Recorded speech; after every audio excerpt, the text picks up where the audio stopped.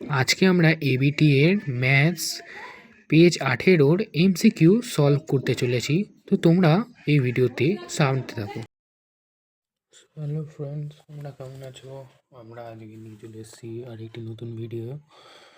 এখানে আমরা কিন্তু জাস্ট সলভ করছি হচ্ছে টেস্ট পেপার, ঠিক আছে? তো তোমাদের জন্য আমরা টেস্ট পেপার এবিটি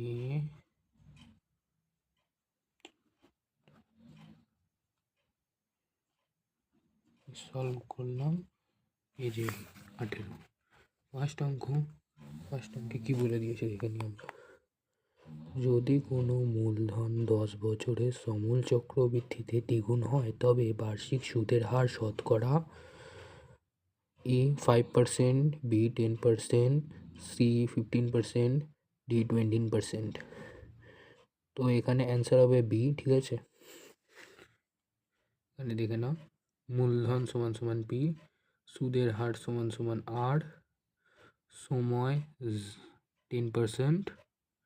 আমরা জানি যে PTR/100 equals P into 10/100 into R, ঠিক আছে? এবার PR/10, ঠিক আছে? এটা বেরোলো, তাহলে PR ইকুয়ালস 10, আর ইকুয়ালস 10, অ্যান্ড এটা হবে অ্যান্সার বি, ঠিক আছে? দেখে নাও, এটা answer B.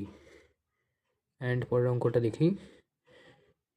ax² plus bx plus C is equal to 0, A not equal 0, সমীকরণের বীজদ্বয় সমান হবে। তাহলে এখানে সমীকরণের বীজদ্বয় সমান হবে, আমাদের এখানে অ্যান্সার বেরোবে হচ্ছে ইটা, ডিটা, ঠিক আছে? তো দেখে নিই সলভ দুয়েরটা। ax² plus bx plus C is equal to 0, দ্বিঘাত সমীকরণের b² মাইনাস 4ac এই সূত্রটি এখানে কার্যকরী, এবং এই সূত্র অনুসারে এবার আমরা এখানটায় b² মাইনাস 4ac, ঠিক আছে, equal 0, b² is equal two 4ac। অতএব সি এর মান বের করতে বলেছে আমাদেরকে, C is equal two b²/4ab। এখানে কিন্তু অ্যান্সার ডি। তো বন্ধুরা, এখানে কিন্তু আমরা দেখতেই পারি যে আমরা যে অঙ্কটা করছিলাম, যেমন এই কত অঙ্কটা এবার চলছিল, তো দেখে নিই একবার। এই একটি লম্ব বৃত্তাকার শঙ্কুর তির্যক উচ্চতা সমান সমান 15 সেমি ও ভূমির ব্যাস 16 সেমি হলে তার পার্শ্বতলের ক্ষেত্রফল হবে কত?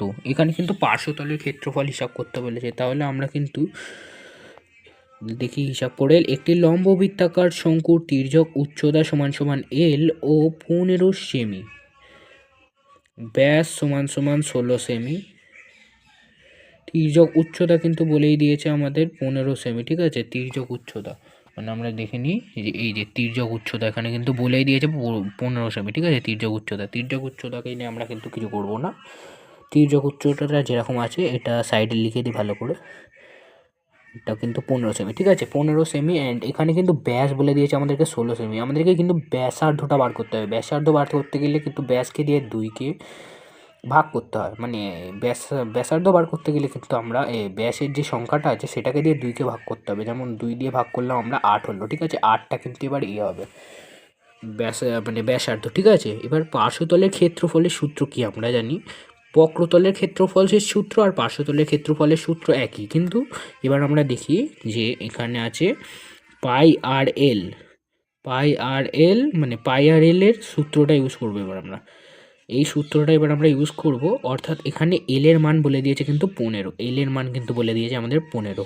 অ্যান্ড ব্যাসার্ধ হচ্ছে আর এর মান কিন্তু আমরা পেয়ে গেছি 8 আর 15 গুণ করলে কিন্তু 120 পাই সি এর অ্যান্সারটা মিলে গেছে, দেখে নিতে পারো। সি এর অ্যান্সারটা মিলে গেছে, দেখে নিতে পারো। তো হ্যালো বন্ধুরা, এখানে দেখো কিন্তু এখানে আমরা পরের অঙ্কটা দেখছি। আবার পরের অঙ্কটা কি ছিল আমাদের দেখে নিই একবার অঙ্কটা। এখানে বলেছে 4 2 cos 3 থিটা ও ইকুয়াল, মানে cos 3 theta is equal two 1 হলে কস এর মান হলো কত, এখানে কত, এবার দেখো কসের মান আমরা কিভাবে বের করব। 4 অঙ্ক, ঠিক আছে, এখানে কিন্তু 2 cos 3 থিটা, ঠিক আছে, মানে ওখানে যেরকম সমীকরণটা দিয়েছিল আমাদেরকে সেরকম আমরা টুকে দিলাম ফার্স্ট। এবার আমরা কি এখানে কি সূত্র ইউজ করবো নাকি কি ইউজ করব, এখানে কিন্তু কিছুই ইউজ করব না। এখানে কিন্তু কস আছে, এই কসের আগে যে 2টা ছিল, 2টা ওই এই সাইডে চলে আসবে, ঠিক আছে। এখানে কিন্তু দেখে নি cos 3 থিটা, ঠিক আছে, cos 3 থিটা পুরো এখানেই আছে, দেখো বাদ বাকি 2টা আছে, 2টা যে অপোজিট সাইডে নিয়ে এলাম। এবার 3 থিটা মানে cos 1/2, cos 1/2 মানে কত, এবার আমরা দেখে নিই বইয়ে। cos 1/2, cos এখানে হচ্ছে cos 1/2, এই যে 1/2, ঠিক আছে, দেখে নাও এটা হচ্ছে কিন্তু cos 60 ডিগ্রি, ঠিক আছে, cos 60 ডিগ্রি। এবার আমরা কিন্তু cos 60 ডিগ্রি এখানে কিন্তু টেনে নিলাম, ঠিক আছে, cos 60 ডিগ্রি আমরা এখানে টানলাম, টানার পরে এখানে থিটার মান বলেছে, এখানে 60 ডিগ্রি ছিল, বাই 3 করে দিলাম। এবার কাটাকুটি করলাম, যা মান বেরোলো 20 ডিগ্রি, এটাই কিন্তু অ্যান্সার। তো দেখো বন্ধুরা, এবার আমরা কি করব, এখানে কিন্তু ওই অকেন্দ্রীয় বৃত্তের যে অঙ্কটা ছিল সেই অঙ্কটা কিন্তু এবার আমরা 5-এর অঙ্কটা করছি। মানে যেরকম দেখো কোথায় গেল 5-এর অঙ্কটা, এই তো। ও কেন্দ্রীয় একটি বৃত্তের বহিস্থ একটি বিন্দু এ থেকে বৃত্তের উপর অঙ্কিত স্পর্শক বৃত্তটিকে বি বিন্দুতে স্পর্শ করে যদি ও বি সমান সমান 5 সেমি ও ও এ ইকুয়াল টু 13 সেমি হয়, তবে এ বি এর দৈর্ঘ্য হবে 12 সেমি, 13 সেমি, 6.5 সেমি, 6 সেমি। এবার কত হবে, এবার আমরা জানবো কী করে, আমরা এখানে কিন্তু একটা সূত্র ইউজ করতে পারি যেটা কিন্তু বহুত পুরনো, যেমন এটা আমরা 9-এ ইউজ করেছি, বিশাল ইউজ করেছি, পিথাগোরাসের সূত্র, বহুত সহজ সূত্র, লম্ব স্কোয়ার প্লাস ভূমি স্কোয়ার ইকুয়ালস অতি স্কোয়ার। পিথাগোরাসের সূত্রটা আমরা দেখে নিই, একটা অকেন্দ্রীয় বৃত্ত আছে, ঠিক আছে, আমাদেরকে কী বের করতে বলেছে না, এই এ বি এর মানটা বের করতে বলেছে, ঠিক আছে, ও এ বি এটা একটা ত্রিভুজ, ঠিক আছে, এটা কিন্তু 13, এটা আমি ধরার জন্য বলেছি, এটা কিন্তু বড় হয়নি সত্যিকারের, এটা 5 ধরার জন্য, ঠিক আছে, 13 আমি এটা ধরেছি। এবার লম্ব স্কোয়ার ভূমি স্কোয়ার অতি স্কোয়ার, অতির মান আমাদেরকে দিয়ে দিয়েছিল 5, এই যে ও বি হচ্ছে 5, ঠিক আছে, আর এ হচ্ছে 13, ও এ হচ্ছে 13, ঠিক আছে, লম্ব হচ্ছে 13, আর এ বি তাহলে আমরা কিভাবে বের করব, লম্ব স্কোয়ার প্লাস ভূমি স্কোয়ার অতিভুজ স্কোয়ার, ভূমি আমাদেরকে বার করতে বলেছে ভূমির মানটা, তাহলে ভূমিটাকে আমরা এই সাইডে টানলাম, ভূমিটা প্লাসে আছে প্লাসই থাকবে, ইকুয়াল টু আমরা এইদিকে টেনে নিলাম, মানে অতিভুজটাও প্লাসই থাকবে, অতিভুজটা প্লাস, আর লম্বটা তাহলে আমরা এই সাইডে মাইনাসে টানলাম, ঠিক আছে, তাহলে কিন্তু এটা একটু এ হয়ে গেছে, বাট কোঅর্ডিনেশন হিসাবে সারানোর জন্য একটা লাইন স্টেপ জাম্প করেছি আমি। অ্যান্ড এখানে দেখা যাক, এখানে ভূমি হচ্ছে এ বি, ঠিক আছে, এ বি ভূমি, আর তাহলে ইকুয়ালস লম্ব হচ্ছে 13, ও এ হচ্ছে লম্ব, তাহলে লম্ব হচ্ছে 13, তাহলে জানোই তোমরা 13কে 13 দিয়ে গুণ করলে কত হয়, হচ্ছে 169, ঠিক আছে, এখানে কিন্তু 169ই হচ্ছে 13কে 13 দিয়ে গুণ করলে, আর 5কে 5 দিয়ে গুণ করলে কত হয় 100, মানে 5 দিয়ে 5কে গুণ করলে 25 হয়, ঠিক আছে। অ্যান্ড এখানে এ বি স্কোয়ার ছিল, স্কোয়ারটাকে তুলে আমরা রুট টানলাম 144, রুট এ বি সমান সমান 12, এ বি সমান সমান 12, অ্যান্সার বেরিয়েছে হচ্ছে, এখানে দেখে নাও, অ্যান্সার বেরিয়েছে হচ্ছে এখানে এ হচ্ছে 12, ঠিক আছে, এ আমরা লিখে দিই,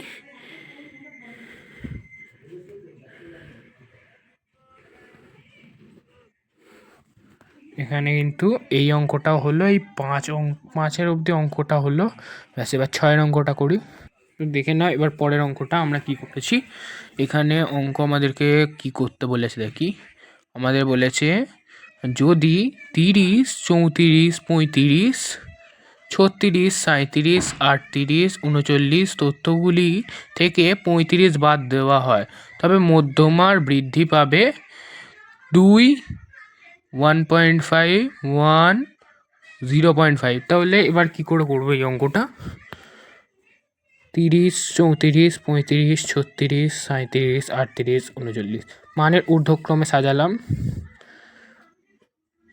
প্রথম তিনটে সংখ্যা, শেষের তিনটে সংখ্যা, মানে এখানে কি করব? এই একটা আমাদেরকে ফার্স্টে দিয়ে করতে হবে, তিনটে তিনটে করে সংখ্যা নিতে হবে, কারণ কি এখানে জোড় সংখ্যা বিজোড় সংখ্যার ব্যাপারটা আছে। এখানে যদি বিজোড় সংখ্যা হয়, মানে বিজোড় সংখ্যা যেরকম হয় 7, ঠিক আছে, 7খানা সংখ্যা বের করার জন্য, মধ্যমার জন্য 7খানা সংখ্যা লাগবে মধ্যমা বের করতে গেলে। না, 7খানা সংখ্যা না থাকলে মধ্যমা কিন্তু বের করা অসম্ভব প্রায় বলতে গেলে।